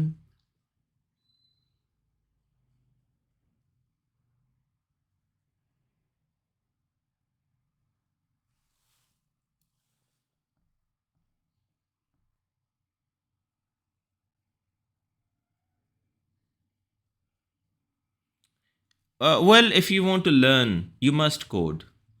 You never learn without doing things. Like if you are coding, you're not coding for me to make me happy or make someone else happy. If you are a learner, you must code to make sure that you're learning. Without like really without really like, for me, like you should understand like what we are talking about. But for your own learning, I guess you by now you would have realized कि अगर आप किसी चीज़ को code करके देखते हैं तो उसकी अंडरस्टैंडिंग बिल्कुल मुख्तलिफ होती है, और अगर आप किसी चीज़ को सिर्फ लाइक थ्योरेटिकल कॉन्सेप्ट की हद तक देखते हैं तो it's different. So if you want to like really want to like get into it, you must code it. I mean, that's for you, not for me at the end of the day. We can use like many activation functions. We will talk about activation functions very soon. So like this question will be answered. We will be talking about कि हम कौन सा activation function कब इस्तेमाल करते हैं. इस सवाल का जवाब अभी हम तलाश कर लेंगे. Okay. So we have talked about three things here: dance layers, compile, and fit. So let's just put it in a better context of what we have already learned. अगर आपको याद हो तो हमने इस कहानी को यूं शुरू किया था. हमने ये कहा था specify how to compute the output given the input X and parameters W and B. तो हम बेसिकली किसी इनपुट से शुरू करते थे. हमारे पास पैरामीटर्स होते थे डब्ल्यूज एंड बीज जिनको हम अपडेट कर सकते थे, और हमें प्रेडिक्ट करना होता था F of X with W and B कि हमारी प्रेडिक्शन इसकी बेसिस के ऊपर क्या होगी, राइट? और दूसरी चीज़ हम क्या करते थे कि हम अपना लॉस क्राइटेरिया स्पेसिफाई करते थे. मिसाल के तौर पे क्लासिफिकेशन प्रॉब्लम के अंदर हमारा लॉस क्राइटेरिया क्या था कि फॉर एग्जांपल आपको एक्चुअल और प्रेडिक्टेड का फ़र्क देखना है कि आप क्या एक्चुअल लेबल अगर वाई है और प्रेडिक्टेड लेबल अगर आपका ये है, तो आप इसके ऊपर देखेंगे कि आपका दोनों का फ़र्क क्या है, जो कि आपका लॉस फंक्शन डिफाइन करता था. और फिर आप तमाम एग्जाम्पल्स के लॉसेस को एवरेज कर लेते थे, जिसको हम कॉस्ट फंक्शन कह देते थे, ठीक है? और जब आप ये कर लेते थे तो उसके बाद आप ट्रेनिंग शुरू करते थे. यानी आप क्या करते थे कि बैक प्रोपेगेशन शुरू करते थे और अपने कॉस्ट फंक्शन को मिनिमाइज़ करने के लिए अपने सफ़र का आगाज़ कर देते थे कि चलें आप डब्ल्यू और बी की वैल्यूज़ को एडजस्ट करके देखते हैं कि हमारा लॉस फंक्शन कैसे इम्प्रूव कर सकता है. तो ये वो साइकिल है जो हमने पहले अच्छे से डिस्कस किया हुआ है. इसी को अगर आप इम्प्लीमेंटेशन लेवल पे देखें तो बेसिकली लॉजिस्टिक रिग्रेशन क्या था कि आप डॉट प्रोडक्ट कैलकुलेट करते हैं डब्ल्यूज़ और एक्स का, उसमें बी ऐड करते हैं, और फिर आप उस डॉट प्रोडक्ट को सिंपली सिग्मॉइड से गुजार देते हैं. इससे आपको लॉजिस्टिक रिग्रेशन की आउटपुट मिल जाती है, जो कि एक प्रोबेबिलिटी वैल्यू है 0 और 1 के दरमियान, right? So this is how you could simply implement your logistic regression, right? और फिर जब आपने लॉस और कॉस्ट की बात की तो हमने ये कहा था कि हमारा जो लॉस फंक्शन है वो बेसिकली क्या है, -y into N P dot log of the prediction minus 1 minus y into np.log of 1 minus prediction. तो यहाँ हमने उसको numpy की लैंग्वेज में लिख दिया है कि लाइक हमारा जो log loss फंक्शन था वो बेसिकली किस तरीके से इम्प्लीमेंट किया जा सकता है using numpy, where y is the actual label and f underscore x is the predicted answer, right? और उसके बाद जो हमने कहा था कि आपको ट्रेन करना है, तो उसमें हम क्या करते थे कि हम वेट्स की या पैरामीटर्स की वैल्यूज़ को अपडेट करते थे. What was that? हम कहते थे कि w is equal to w minus alpha times the partial derivative of cost function with respect to w, and b is equal to b minus alpha times the partial derivative of cost function with respect to b. तो हम इस तरीके से जितने भी W's हैं, W 10, 20, 30, 40, 50, 100, 200, 1000 हो सकते हैं, 20 की वैल्यूज़ भी 10, 20, 30, 40, 50 हो सकती हैं, तो हम उन तमाम वैल्यूज़ को इस तरीके से अपडेट कर लेते हैं. फिर जब हम अपडेट कर लेते हैं तो यही काम हम दोबारा करते हैं, लॉजिस्टिक रिग्रेशन दोबारा कैलकुलेट करते हैं, लॉस दोबारा निकालते हैं, फिर दोबारा वही डेरिवेटिव्स कैलकुलेट करके. तो ये हमारी जो ग्रेडियंट डिसेंट की आइटरेशंस हैं वो यूँ चलती रहती हैं. अब ये जो सारी बातें हमने की थी, इसी को हमने टेंसरफ्लो के कॉन्टेक्स्ट में किस तरीके से डीप लर्निंग के अंदर देखना है. सो बेसिकली जब आप मॉडल अपना स्पेसिफाई करते हैं, so you are saying that okay I am creating a model which is like string together using the sequential architecture, जिसके अंदर मैंने मल्टीपल डेंस लेयर्स ऐड कर दी हैं. So this is equivalent to doing this logistic regression here, right? उसके बाद दूसरी चीज क्या थी, आपको लॉस और कॉस्ट स्पेसिफाई करनी थी. ये काम आपने इस लाइन के जरिए कर दिया. आपने लिखा model dot compile where loss is equal to binary cross entropy. Back end पे ये इसी लॉग लॉस को इस्तेमाल कर रहा है और तमाम एग्जाम्पल्स के लिए एवरेजाइज कर रहा है. कैसे कर रहा है इसके बारे में आपको फिक्रमंद होने की जरूरत नहीं है. TensorFlow is taking care of this for you automatically. और आखिरी चीज क्या थी कि अब आप लर्निंग शुरू कर दें. आप पैरामीटर्स अपडेट करके अपने कॉस्ट फंक्शन को मिनिमाइज करना शुरू कर दें. आप ग्रेडियंट डिसेंट की आइटरेशंस परफॉर्म करना शुरू कर दें. ये काम यहां कौन करेगा? Model dot fit, where you specify the inputs, the true answers, and the number of iterations that you need to perform.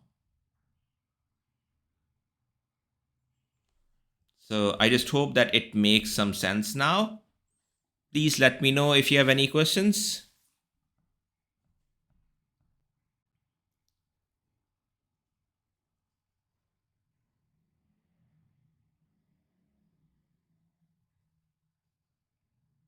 So from paper point of view, we can discuss these things later. We can talk about paper point of view a bit later. If you have any questions specific to the code, जो बात आपको समझ नहीं आई, आप वो बात पूछना चाहते हैं, तो उसके बारे में आप अभी बिल्कुल पूछ सकते हैं. I would be happy to answer that.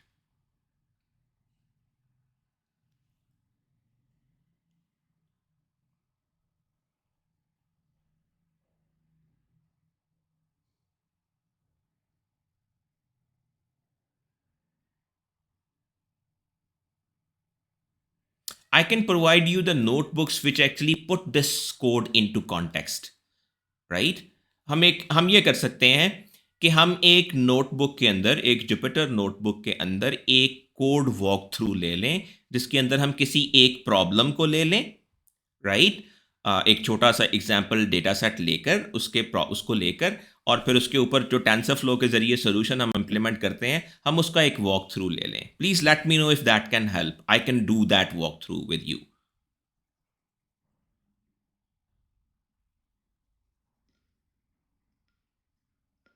So I will pick up an example, like for example हम एमनेस्ट के डेटा सेट को ले सकते हैं जिसमें हम हैंड डिजिट्स को रिकग्नाइज करते हैं. That's a very like simple and beginner like friendly kind of task.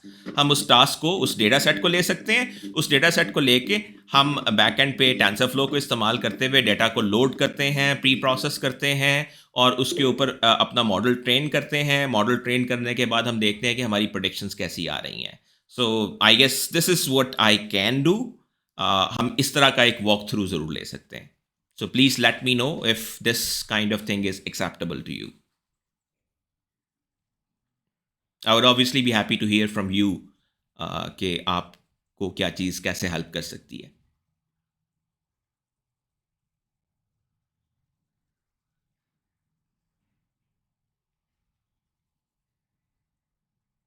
So Mr. Red Blood.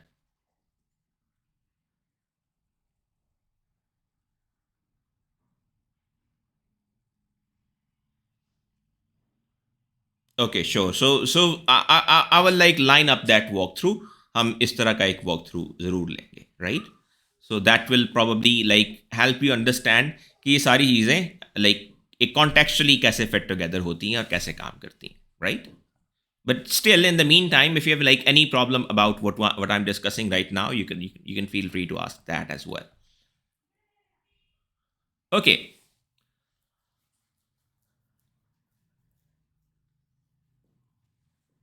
So now, when we like talk about, for example, creating the model, so far we have been talking about sigmoid function. हम sigmoid function ही की बात कर रहे हैं अभी तक कि sigmoid function को हम इस्तेमाल करते हैं क्योंकि बुनियादी तौर पे हम classification problem इस्तेमाल कर रहे हैं classification problem like है जिसको डील कर रहे हैं तो हम sigmoid function का इस्तेमाल कर लेते हैं, right? So that means we are using sigmoid here on the first layer, which has 25 units. We are using sigmoid here on the second layer, and we are using sigmoid here on the third layer, final layer as well, right? Which is like actually the prediction on the input that we actually want to do, right? One question that comes to us is that it's understandable that the final output is going to come on the final layer here. And obviously यहाँ पे जो हमें value चाहिए वो एक probability value है. हमें classification करनी है तो हमें एक प्रोबेबिलिटी वैल्यू चाहिए और उसकी बेसिस के ऊपर हमें लेबल चाहिए 0 या 1. तो क्या ये मैंडेट करता है कि हम बैक लेयर्स के ऊपर भी सिग्मॉइड ही इस्तेमाल कर रहे हों या हम कुछ और भी कर सकते हैं? So that is the question that we will try to answer as we move on, right? So we have specified that we have created a model, but we have like talked about just sigmoid function so far. So हम sigmoid function को इस्तेमाल करते हैं. उसके बाद हम क्या करते हैं कि हम अपना लॉस और कॉस्ट फंक्शन स्पेसिफाई करते हैं. लॉस और कॉस्ट फंक्शन को जब हम स्पेसिफाई करते हैं तो if you remember binary classification के केस में हम ये लाइक लॉस फंक्शन इस्तेमाल कर रहे थे जिसमें हम कंपेयर करते हैं अपनी प्रेडिक्शन को अपने टारगेट के साथ. सो यहाँ बेसिकली हम कहते हैं कि ये हमारी प्रेडिक्शन है एफ ऑफ एक्स और इस प्रेडिक्शन को हम एफ ऑफ एक्स को वाई के साथ कंपेयर कर लेते हैं, राइट? सो ये हमारा लॉस फंक्शन था जिसको हम यहाँ पर डिस्कस कर रहे थे. और ये जो लॉस फंक्शन है बेसिकली अगर आप इसको देखें तो ये बेसिकली डब्ल्यू और बीज के ऊपर डिपेंड करता है. इसमें हम जो फाइन ट्यून कर सकते हैं जिन वैल्यूज़ को वो डब्ल्यूज़ और बीज की वैल्यूज़ हैं. So like we keep on fine tuning the values of डब्ल्यूज़ and b's in an attempt to minimize our cost function as much as possible. इसको हम specify कैसे करते हैं? हम basically यूँ लिखते हैं model.compile loss is equal to binary cross entropy. क्या बाइनरी क्रॉस एंट्रोपी ही एक फंक्शन है जो टेंसरफ्लो के अंदर दस्तयाब है? नहीं. Depending on the problem we can choose a different cost function as well. For example हमारे पास अगर रिग्रेशन का प्रॉब्लम है तो रिग्रेशन के लिए आप जानते हैं हम मीन स्क्वायर्ड एरर का इस्तेमाल करते हैं और हमारे पास मीन स्क्वायर्ड एरर भी बतौर कॉस्ट फंक्शन दस्तयाब है टेंसरफ्लो के अंदर. आप from tensorflow.keras.losses import binary cross entropy अगर आपको बाइनरी क्रॉस एंट्रोपी इस्तेमाल करना है. और इसी तरीके से लॉसेस के अंदर आपके पास और लॉस फंक्शंस भी अवेलेबल हैं. One is like mean squared error that you can use for the regression problems as well, right? And obviously you cannot remember all the names, but if you look up the library, in the library you'll find more loss functions as well that will suit different situations. One more thing, TensorFlow was actually developed at Google by Andrew Ng and his team. Like almost, I guess this development maybe started a decade ago or like around or so. At the beginning, Keras was a separate library. So like whenever people used to talk about using TensorFlow, they used to say that, okay, let's use TensorFlow and Keras. Keras was developed independently, but with the passage of time, they have merged. So like Keras was basically there to like provide a lot of assistance in like the usage of TensorFlow. So Keras has basically become part of TensorFlow now, which were in the beginning two separate libraries. So TensorFlow and Keras are now merged together. So first we created the model in which we specified कि हमें कितनी layers create करनी है, कितने units create करने हैं, क्या activations इस्तेमाल करनी है. Second we specified the loss and cost function, right? and which is like binary cross entropy for the case of binary classification. And the third is to perform gradient descent, which is like using this model.fit function with the actual inputs and the answers specified and the number of iterations also specified. That, okay, let's keep updating the values of w's and b's in an attempt to minimize the cost function as much possible, right? And this part where we update the values of the parameters using gradient descent is actually called backpropagation.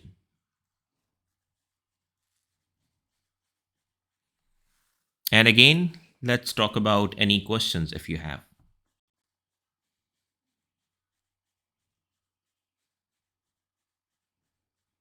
Okay, so like so far we have used sigmoid everywhere, hidden layers and output layer. We will talk about this very shortly. Screen show nahi ho rahi? Okay, like if you are like having trouble in like looking at the screen, you can like leave and join again. Maybe that will help. The hidden layer output layer में क्या difference है? So you're talking about like can you make this question a little more explicit?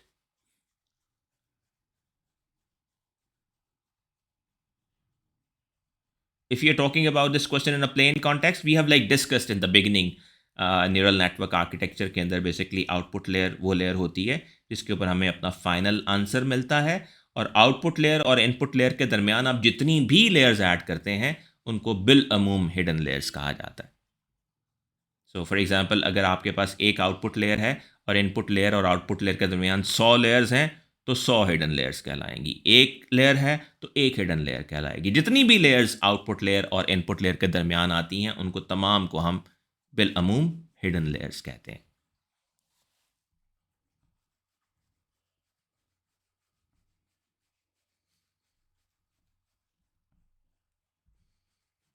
Okay.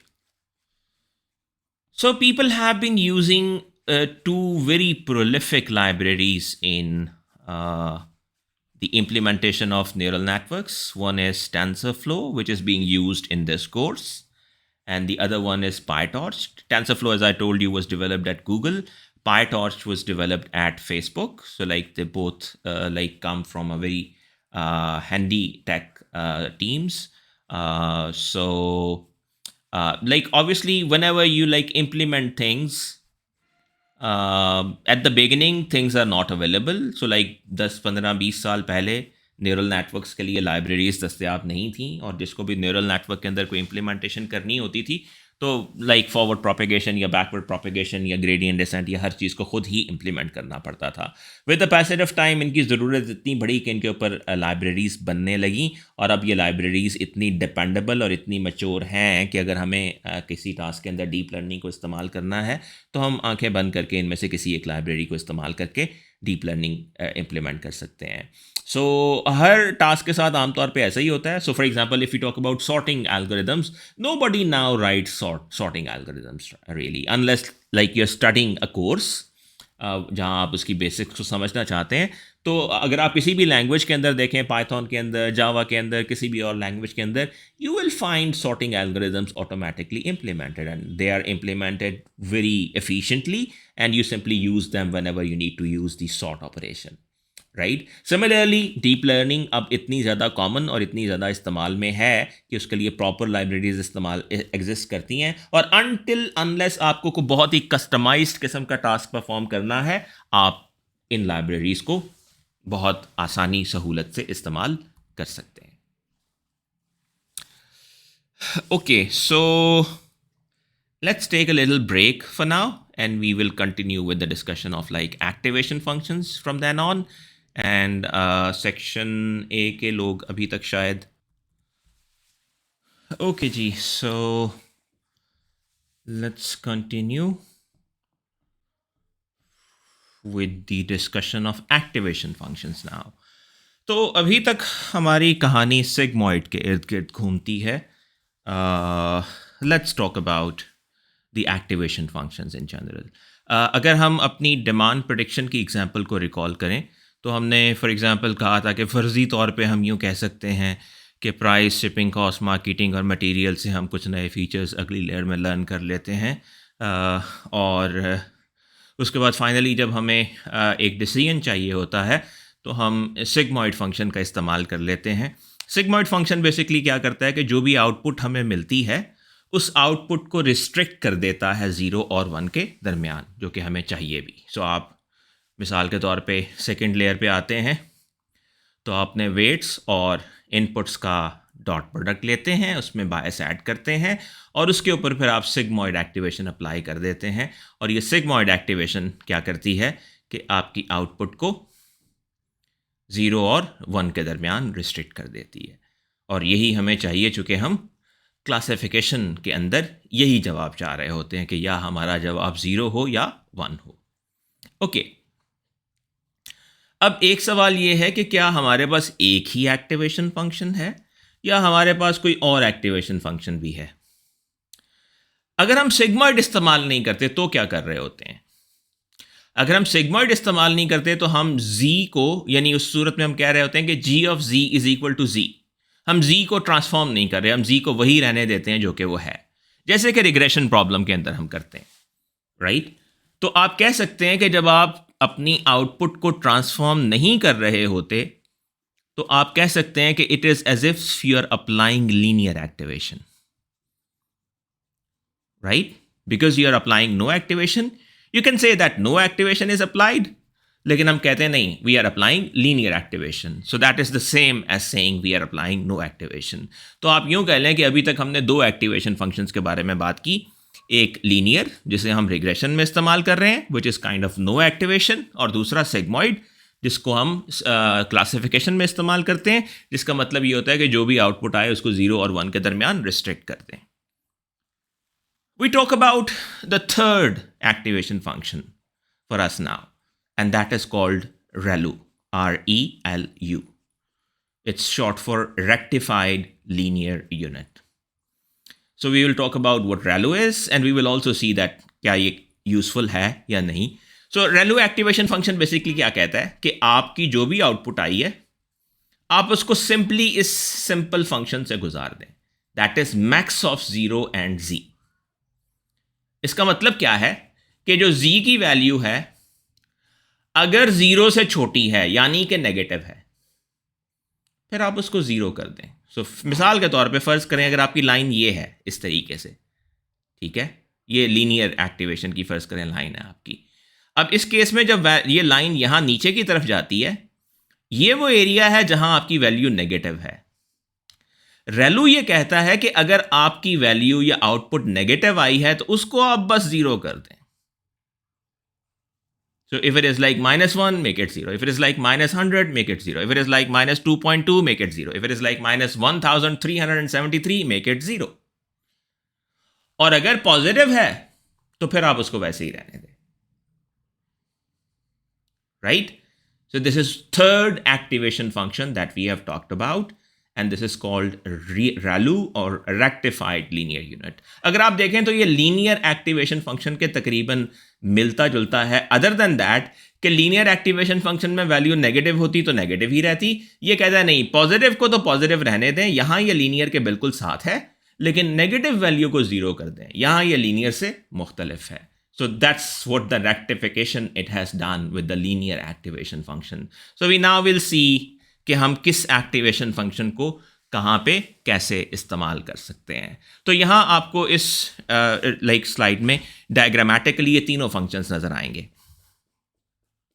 So the left most is linear activation function, इसको आप ये भी कहते हैं it is as if no activation function is applied, where g of z is equal to simply z, like this, g of z is equal to z. Normal linear regression में this is very handy choice in general. अगर आपको classification करनी है तो आप sigmoid को तरजीह देंगे।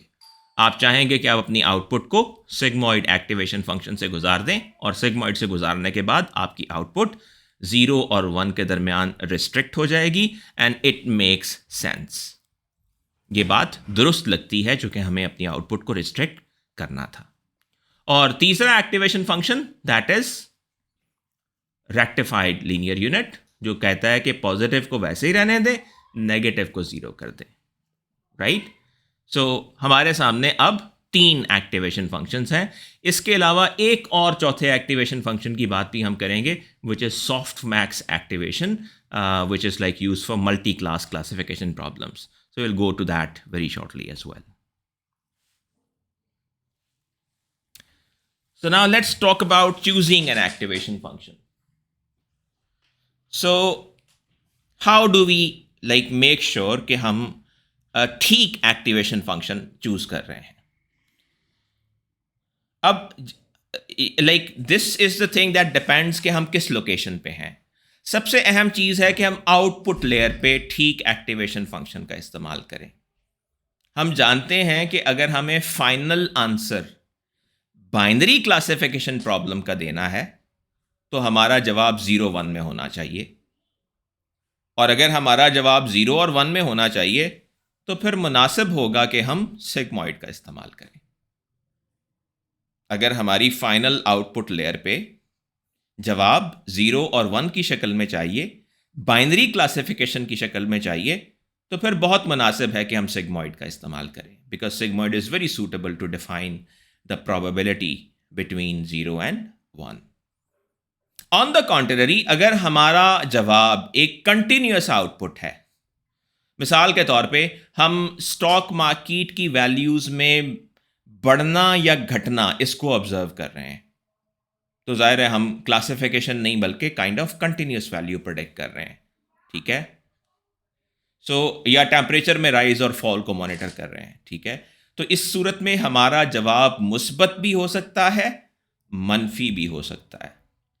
तो हम लीनियर एक्टिवेशन को पसंद करेंगे, राइट कि जो जवाब आया है वो पॉजिटिव है या नेगेटिव है या कुछ भी है, उसको वैसे ही रहने दें. सो linear activation function will suit if we are dealing with a regression problem and the output can be both negative and positive. ReLU कब suitable होगा? अगर हम regression problem ही डील कर रहे हैं लेकिन जवाब सिर्फ मुस्बत हो सकता है. मिसाल के तौर पे हाउस प्राइस प्रेडिक्शन. अब घरों की प्राइस नेगेटिव नहीं हुआ करती. ठीक है. स्टॉक मार्केट की प्राइस ऊपर नीचे जा सकती है. ठीक है. टेम्परेचर पॉजिटिव और नेगेटिव हो सकता है, लेकिन घरों की प्राइस नेगेटिव नहीं होती. सो उस सूरत में आप ReLU एज एक्टिवेशन फंक्शन इस्तेमाल कर सकते हैं आउटपुट लेयर पे. तो हमने फिलहाल सिर्फ ये डिस्कस किया कि आउटपुट लेयर पे अगर हमें एक्टिवेशन फंक्शन का इस्तेमाल करना है तो हम कैसे चूज करेंगे. बाइनरी क्लासिफिकेशन है तो सिग्मॉइड चूज करें.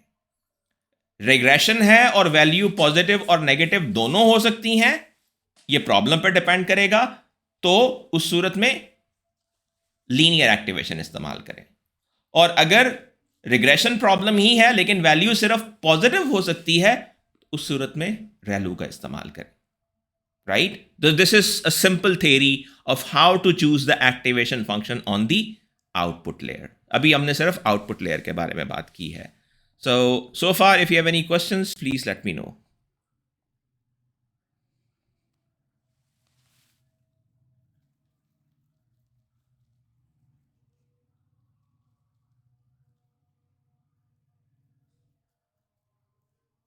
So this last question is already answered.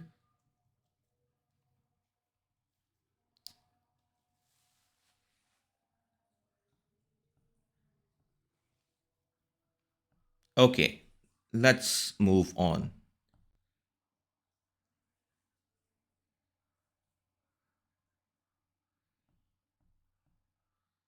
Do we have any pending questions?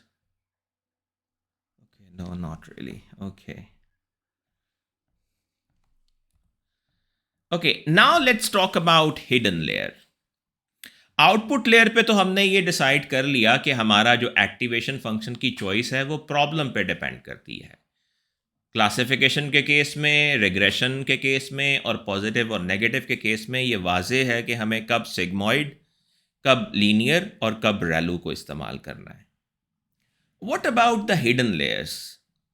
अब हिडन लेयर्स के ऊपर एक चीज़ ये है कि हिडन लेयर्स पे हम फाइनल आउटपुट कंप्यूट नहीं कर रहे होते, हम इंटरमीडिएट कंप्यूटेशन कर रहे होते हैं.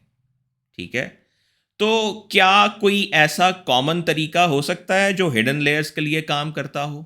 ठीक है, so like people have used sigmoid a lot on hidden layers. शुरू में जब न्यूरल नेटवर्क्स का इस्तेमाल आम होने लगा तो हिडन लेयर्स के ऊपर सिगमॉइड का इस्तेमाल काफ़ी आम था। लोग सिगमॉइड का प्रॉब्लम का इस्तेमाल काफ़ी ज़्यादा किया करते थे। With the passage of time लोगों का रुझान यकसर रैलू की तरफ चला गया।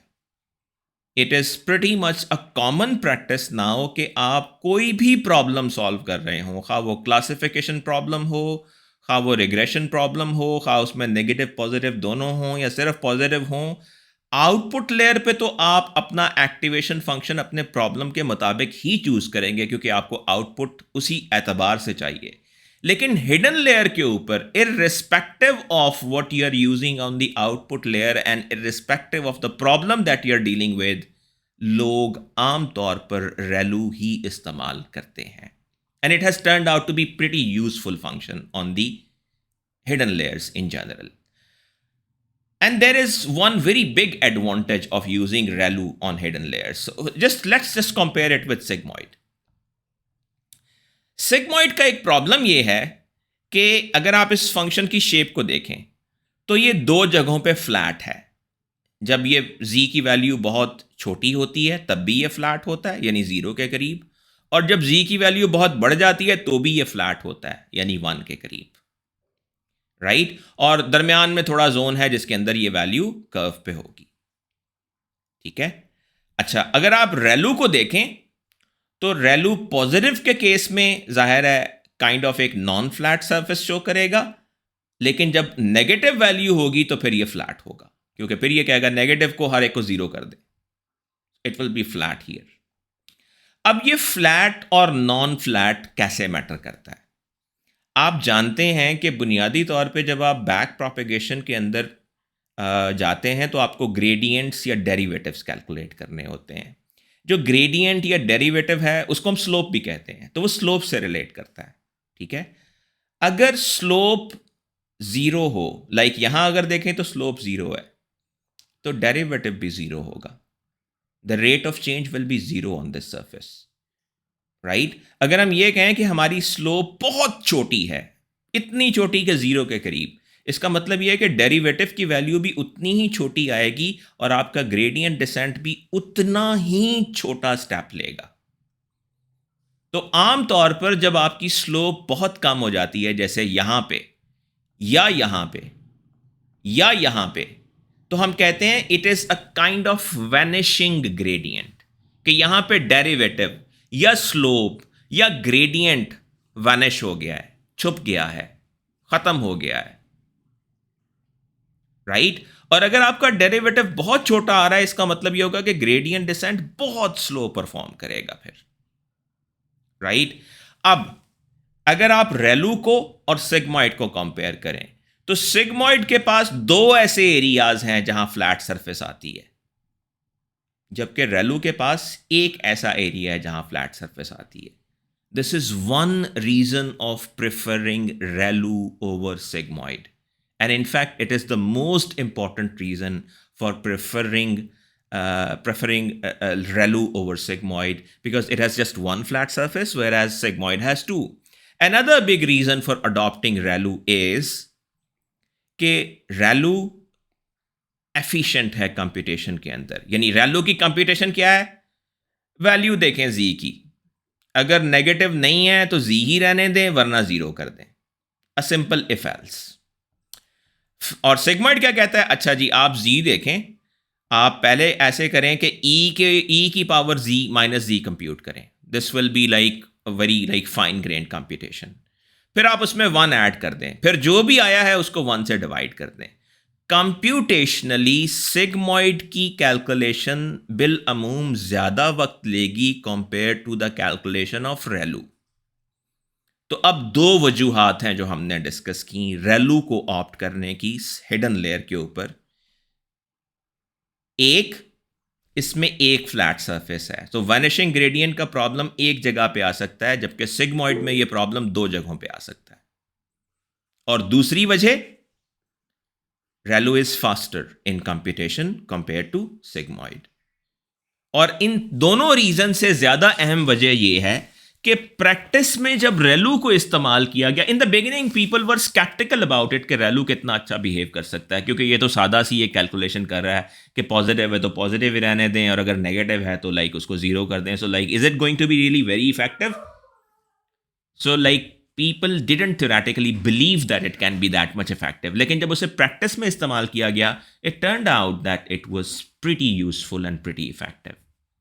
Right? So it's like saying कि अगर आपका कॉस्ट फंक्शन यूं है, ये फ्लैट सरफेस है, यहां लर्निंग स्लो होगी, ये फ्लैट नहीं है, यहां आप जल्दी नीचे उतर आएंगे. सिमिलरली ये फ्लैट सरफेस है, ग्रेडियंट यहां पे जीरो के करीब होगा, स्लो होगी.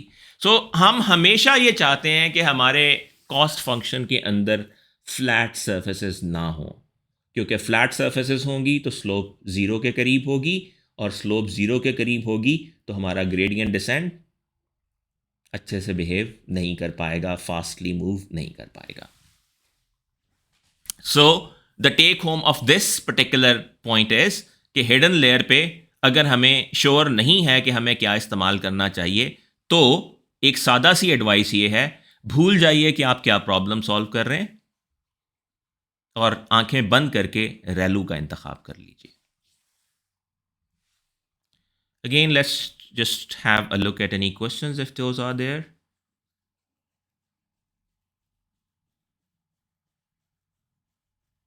Okay, if that's like just internet issue, it will be resolved because I will just upload it there.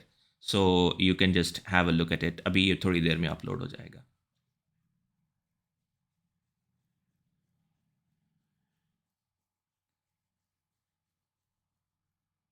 So ReLU cannot help with classification. ReLU आपको positive value दे रहा है which can be like 0 to anything, 1000, 10,000. So like you will not be using it directly for classification.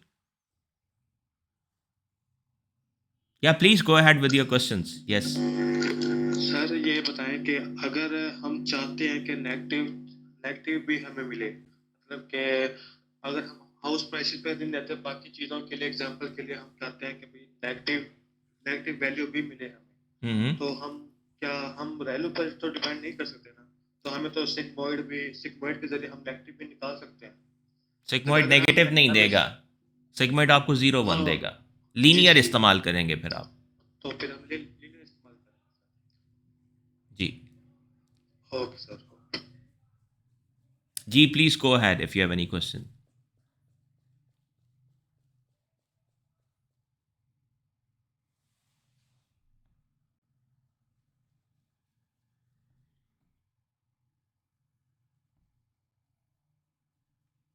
If you have any questions, you can ask.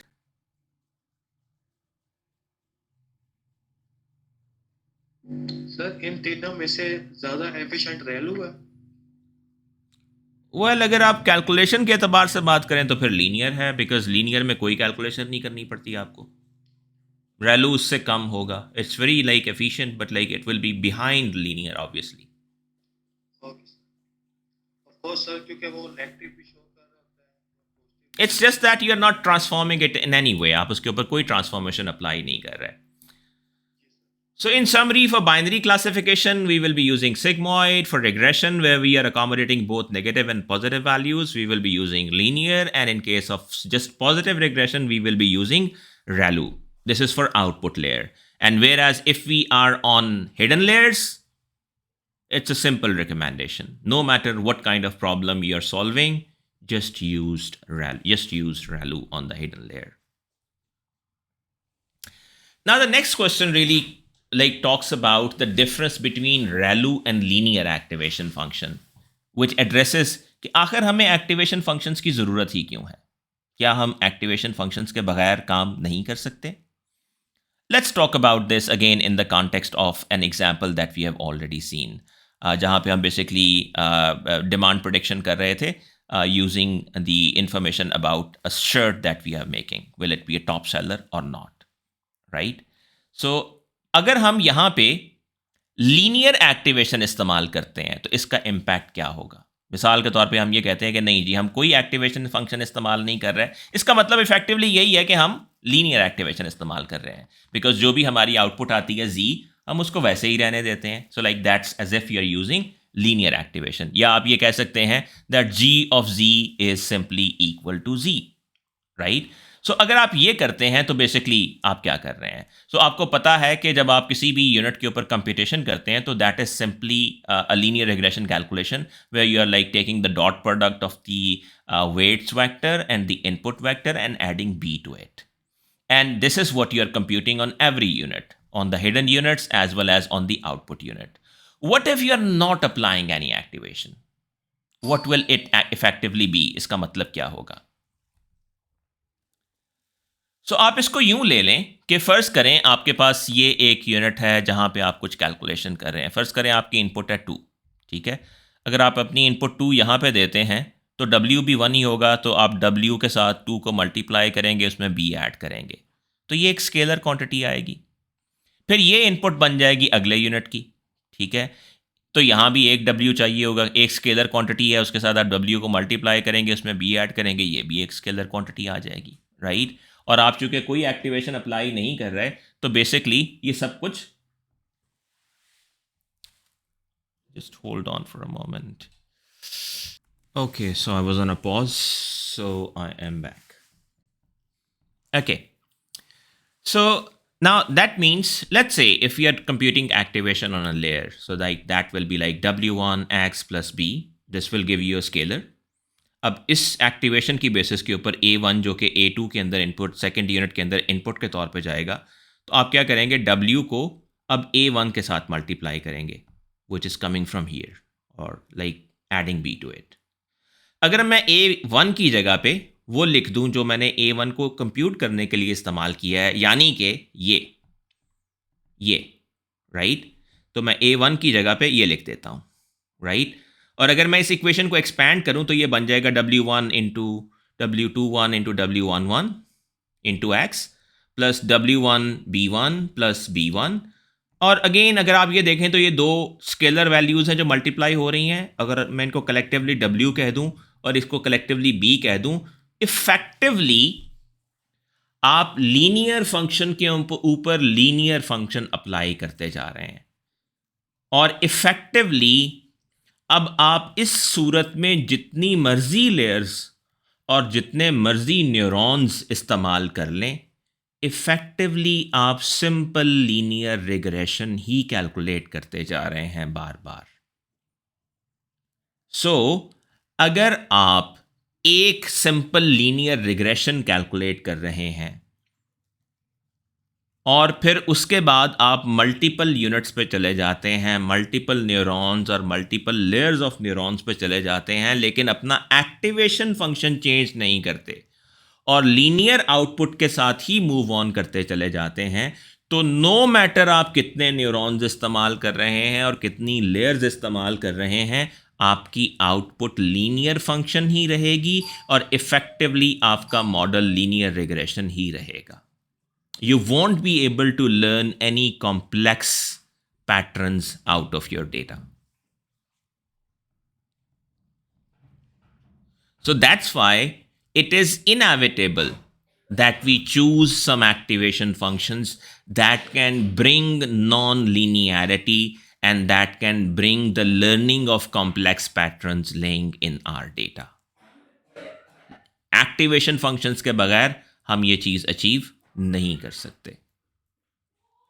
So that's why one simple way to like avoid this reduction of your model to like linear regression is कि आप अपनी hidden layers में simple linear activation का इस्तेमाल ना करें.